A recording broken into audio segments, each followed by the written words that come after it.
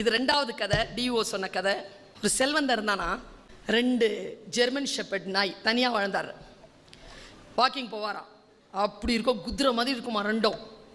அப்படி கையில் தங்க வாட்ச்லாம் கட்டிட்டு தான் வாக்கிங்கே போகிறது. ஒரு திருடன் பார்த்துருக்கான் இந்த செல்வந்தரை. கிட்ட வந்து ஒரு நாள் சொன்னானா, சார் உங்கள் வீட்டில் இந்த வாரம் திருடப்பார் சொல்லிட்டு போயிட்டானா. ஒரு கலக்கமாயிட்டார்.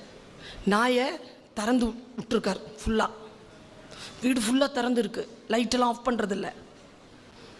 3வது நாள் பெல் அடிக்கிறான் காலையில் 5 மணிக்கு.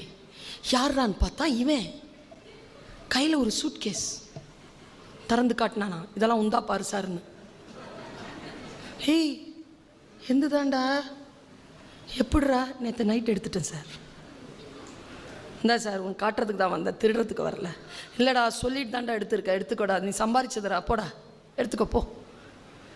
அவன் போகும்போது ஒரே ஒரு டவுட்டு, இதோட என் பேச்சு முடியுது. ஒரே டவுட்டு, என் 2 பசங்களை எப்படிடா சமாளித்த? 2 பசங்க நல்லா தானடா இருக்கு, மயக்க மருந்துலாம் கொடுத்ததா தெரியலையே, இதுங்களுக்கு தெரியாமல் எப்படிடா வந்துட்டு போனேன்? தெரியாமலாம் வந்துட்டு போகல சார், தெரிஞ்சுதான் வந்துட்டு போனேன். எப்படிடா சொல்லவா? சொல்லு. எத்தனை வருஷமா வளர்க்குற சார்? 6 வருஷமா. என்ன சார் சோறு போடுற?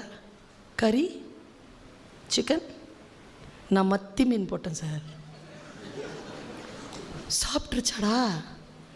இந்த விளாட்டுது பாரு, சாப்பிட்ருச்சு சார். சரி போய் கதவை மூடிட்ட 2 நாயையும் கொண்டு வந்து நடு வீட்டில் உட்கார. இதுதான் நாயை நடு வீட்டில் உட்கார வைக்கிறது. 2 நாயையும் நடு வீட்டில் உட்கார வச்சு சாஷ்டாங்கமாக காலில் விழுந்துட்டாங்க. மன்னிச்சுக்கடங்க, 2 பேரும் மன்னிச்சிடுங்கடா. அப்பா உன் ருசி தெரியாமல் வளர்த்துட்டேன்டா.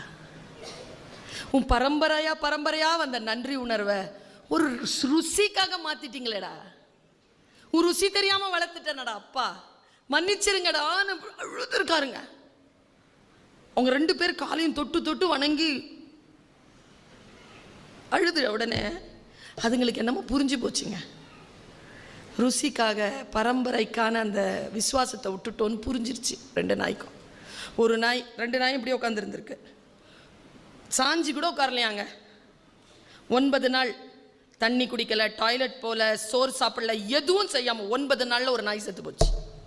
இன்னொரு நாய் 11 நாளில் செத்து போச்சு. அதுக்கு புரிஞ்சிருச்சுங்க அதுங்க தப்பு பண்ணிருச்சுன்னு. சென்சிட்டிவ்.